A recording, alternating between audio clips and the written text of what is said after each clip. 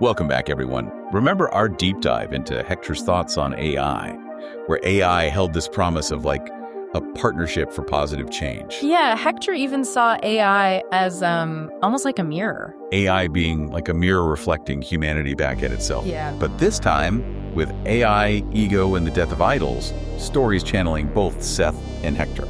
And it feels like a different vibe this time, right? Like maybe a little bit darker. More like a deep dive into the potential shadow side of AI, like how it might shake things up a bit. Yeah, like in the human ego especially, and then this whole death of idols thing. It's a natural progression though, right? Like one picks up right where Hector on AI left off. Are we shifting gears here? From AI as this helpful tool to AI as a revealer of, well, maybe some uncomfortable truths. Yeah, that's a good way to put it. It's like AI, with all that processing power, could expose stuff about us we'd rather not see. And then, well, that could lead to some serious soul-searching, maybe even a collective ego crisis. Okay, now I'm really curious. Break it down for me. What's the big idea here? AI can challenge our egos in ways we've never even imagined, ultimately leading to, as he puts it, the death of idols. Aren't we all kind of attached to being special, unique individuals? This is where Story's perspective gets really, nuanced. He doesn't demonize the ego. He actually says it's a natural part of being human. So the ego is natural. He calls it this protective mechanism, something that develops when we're kids. Protective? In what way? We're born with this feeling of specialness, like we're unique and important. But then we run into the limitations of, the physical world, the whole fear of survival thing, and that's when the ego develops to protect that fragile sense of self. I never thought about it that way. So our ego is actually rooted in our specialness. I always thought of it as something to overcome, That's the paradox. But is Story saying we have to completely get rid of the ego? Not at all. He actually says the goal isn't to eliminate the ego, but to become aware of it, to understand its purpose and how it might be holding us back. So it's more about integrating the ego, not suppressing it. And that's where this concept of perfection in imperfection comes in. Okay, I'm intrigued. How does AI help us see that? It seems like it's just highlighting our flaws. Think about it. AI processes information in a way we can't. It sees these patterns and connections that we might miss completely. What if AI helps us see the beauty in our diversity, the incredible resilience of humans? What if it shows us that our flaws are actually part of what makes us unique and valuable? I'm with you now. It's like AI could help us embrace the full human experience, the light and the shadow, the good and the bad. Those who are willing to embrace the challenges of this new era, to face those uncomfortable truths that AI might reveal, are the ones who will pave the way for a more evolved humanity. That's a powerful image. But I have to admit, it's also a little daunting. It sounds like AI is going to force us to confront some pretty deep stuff about ourselves, about our society, about the very nature of reality. It is a lot to process, and Story acknowledges that there will be resistance, especially from those who benefit from the status quo, those who are attached to old ways of thinking. He even warns of a potential backlash, particularly from what he calls popularist leaders who rely on fear, division, and simplistic solutions to maintain their power. That makes sense. If AI is revealing our interconnectedness, our shared responsibility for the state of the world, that completely undermines the kind of us versus them mentality that so many politicians rely on. He argues that AI could help us to move beyond, personality-driven politics by providing voters with more objective and unbiased information about candidates and their policies. So you're telling me no more attack ads, no more empty promises? Well, maybe not. But imagine, AI platforms that analyze political candidates' voting records, track their campaign financing, and assess the potential impact of their policies on different segments of society. All this information would be readily available to voters, empowering them to make more informed decisions based on facts and evidence rather than emotional appeals or charismatic personalities. That would be a game changer. AI can help us to transition to a more decentralized and participatory form of governance where power is, distributed more evenly and decisions are made more collectively based on data and informed consensus. Okay, so more like direct democracy. It's an interesting way to think about it. But with AI as the facilitator. Yeah, exactly. But it's important to remember that Stories isn't saying that AI should, replace human decision-making.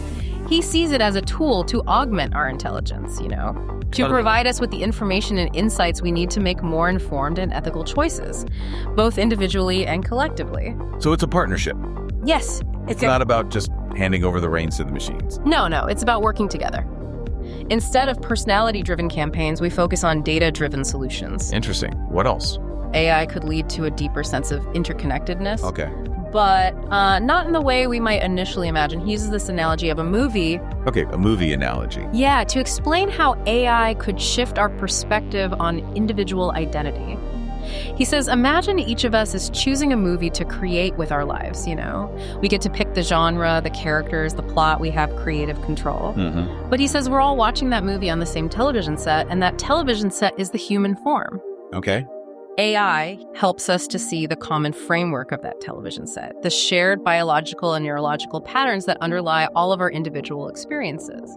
So instead of focusing on the differences between our individual movies, AI helps us see the shared humanity that connects us all. Exactly. And this realization can be incredibly liberating because it allows us to move beyond the ego's obsession with, separateness and competition, Right. and embrace a more compassionate and interconnected view of ourselves and others. So it's not that AI is creating this whole new reality. It's sort of like stripping away the illusions that are clouding our current perception. But how does AI actually go about challenging this carefully constructed narrative we've all built for ourselves? One of the things AI excels at is recognizing patterns. As AI analyzes just mountains of data about human behavior, it's going to start revealing the hidden influences that shape our thoughts and our emotions and our actions. So it's like all the stuff that contributes to who we are, but we're not even consciously aware of it, right? Exactly. And, things like genetics, our upbringing, cultural conditioning, all of that. Wow, that's kind of scary. It is. And this is where this death of idols concept really comes in, because as AI reveals these hidden influences, it's going to become harder and harder to hold on to this illusion of perfect individuals or flawless ideologies. So we start to see the cracks in the facade. Yeah, we start to see the human imperfections behind all these carefully constructed personas. Okay, that makes sense on an individual level.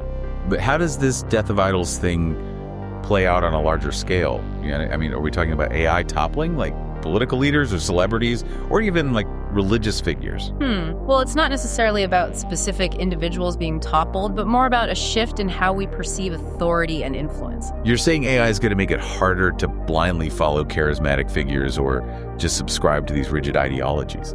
AI isn't going to become like judge and jury, but it will give us better tools to think critically and make our own judgments. Let's unpack that a little. Yeah. Hector and Seth, they both emphasize that AI isn't some alien intelligence, right? It's not coming from outer space. It's completely a product of human ingenuity, and it's built on the data and insights we've given it. So everything it reveals about the world is essentially a reflection of ourselves. Okay, so instead of judging us, AI is simply processing and reflecting back what we put out there. This reflection, it might not always be flattering. AI could expose some uncomfortable truths about our biases, prejudices, even like the machine-like aspects of our own biology. Well, hold on. You said machine-like aspects of our biology. Now, that sounds a bit ominous. So Hector, he delves into this idea that our genetics and our upbringing, especially those early childhood experiences, they really significantly shape who we become. It's like we're pre-programmed to a certain extent. So AI could reveal just how much of our personality, our beliefs, even our reactions, are influenced by factors that we're not even aware of. Precisely. And that could be a game changer, especially in fields like psychology and personal development. Oh yeah, imagine the insights we could gain. But it also makes you wonder about free will, right? If we're so heavily influenced by these factors that are outside our control, how much agency do we really have? That's a profound question, and they turn this revelation into a call for self-awareness and compassion. So instead of fearing this machine-like aspect of ourselves, we should kind of embrace it as part of what makes us human. Exactly, yeah. And that ties into another really fascinating theme that runs through this whole thing. By revealing our shared flaws and interconnectedness, AI could dismantle this notion that any single person has all the answers. AI could expose those cracks in those idealized images and show us that, hey, we're all flawed, we're all human, regardless of status or accomplishments. It's like that saying, never meet your heroes. But in this case, AI might do all the unmasking for us on a societal scale. And that could be incredibly liberating. Imagine a world where we judge people based on their actions, their ideas, not their carefully curated public personas. A world where we actually vote on policies and not personalities. Wow, that would be a radical shift. But wouldn't removing those aspirational figures leave a void? Right. Yeah. I mean, we're so conditioned to look up to others for guidance and inspiration. That's where this idea of embracing imperfection comes in. AI could help us shift our focus from idolizing these individuals to recognizing the collective genius of humanity. You know, we all have unique strengths and weaknesses, and it's the combination of those diverse perspectives that drives progress. So instead of looking for a single savior or guru, we should be looking to each other, recognizing that we each have a piece of the puzzle. Exactly. It's about moving away from this cult of personality and towards a more collaborative, interconnected approach to actually solving all the world's problems. Wow. I'm starting to see how all these themes connect. You know, AI as a mirror, the death of idols, embracing imperfection. It's like it's all pointing towards this fundamental shift in how we view ourselves and our place in the world. It's like it's prompting us to evolve, you know, not just technologically, but also consciously, even spiritually, to move beyond those ego-driven desires for just individual greatness and, you know, embrace a more holistic and interconnected understanding of what it means to be human.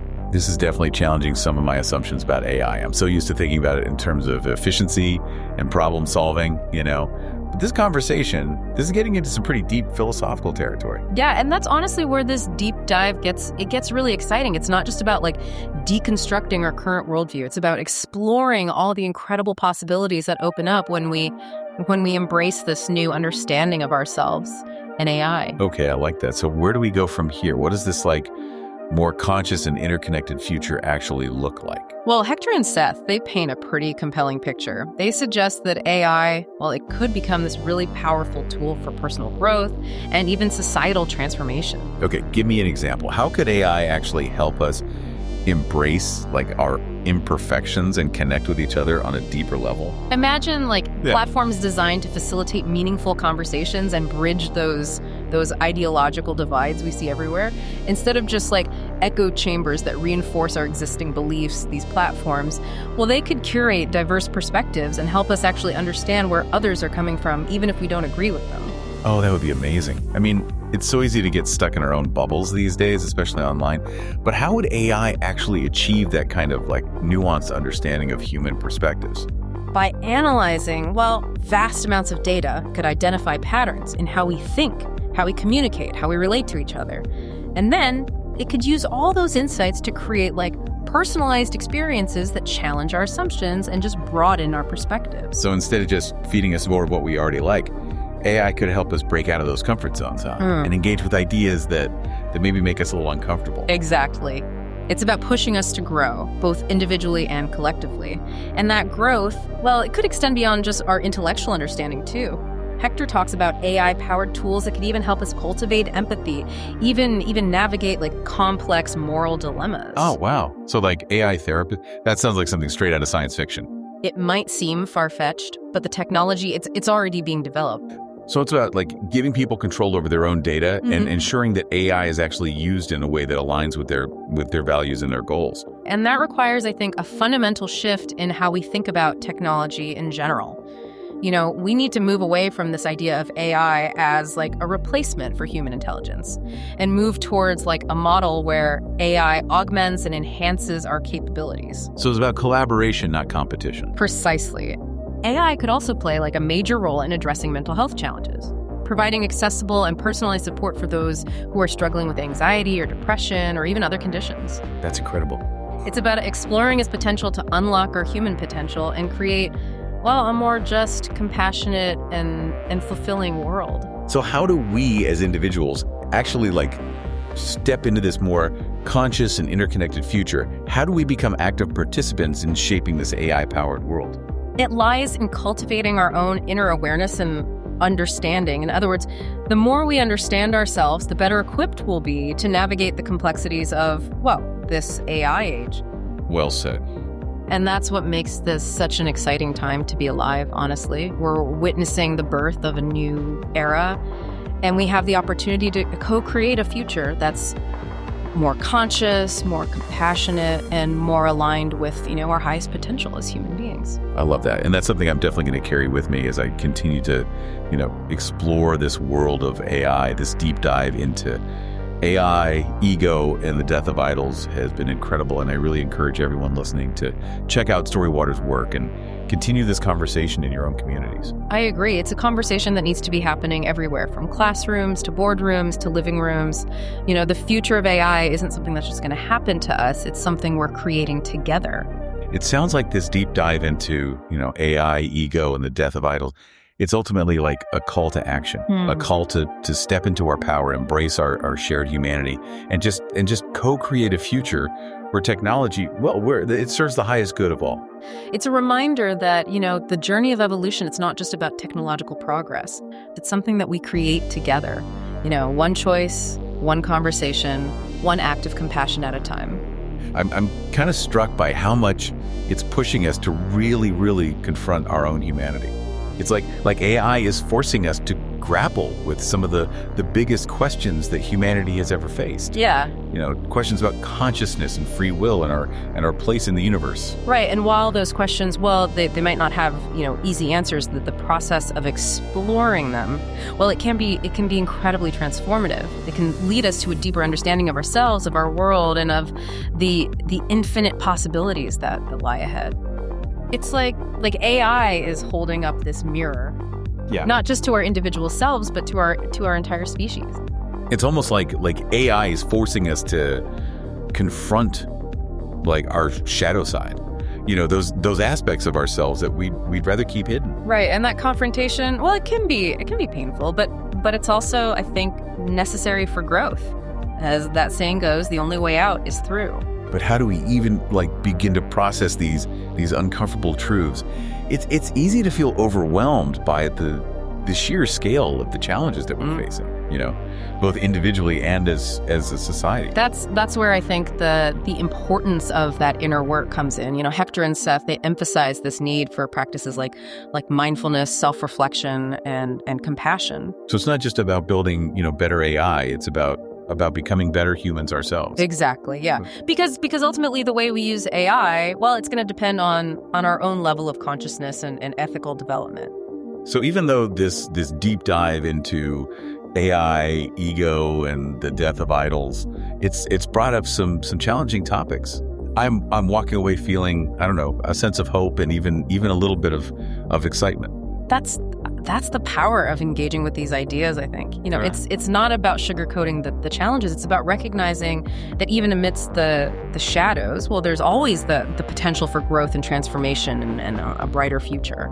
As we continue to explore the frontiers of AI, I think it's important to remember that we're not just building machines. We're shaping our own destiny. And that's a responsibility I think we should approach with both humility and in a sense of awe, because the future we're creating, it's not just for ourselves, it's for generations to come. This has been an incredible journey, and I'm really grateful to Hector for pushing us to think beyond the obvious. I hope this deep dive has sparked some new ideas for you out there and inspired you to engage with the conversation about AI in a really meaningful way. It's like Story and Hector have given us a glimpse of a future that's both exciting and daunting, and it's up to us to rise to the occasion. And that's what spiritual pioneering is all about, isn't it? It's about those individuals who are willing to step into the unknown, to embrace the challenges, and to co-create a future that's aligned with their highest values. Beautifully said. So to all our listeners out there, let's engage with AI in a conscious, intentional, and heart-centered way. Let's use it to amplify our creativity, to deepen our understanding, and to build a world that's more just compassionate and sustainable. And that's a wrap on this deep dive. Thanks for joining us on this journey, and we'll see you next time for AI and the evolution of human consciousness. Until then, keep questioning, keep learning, and keep dreaming of a brighter tomorrow.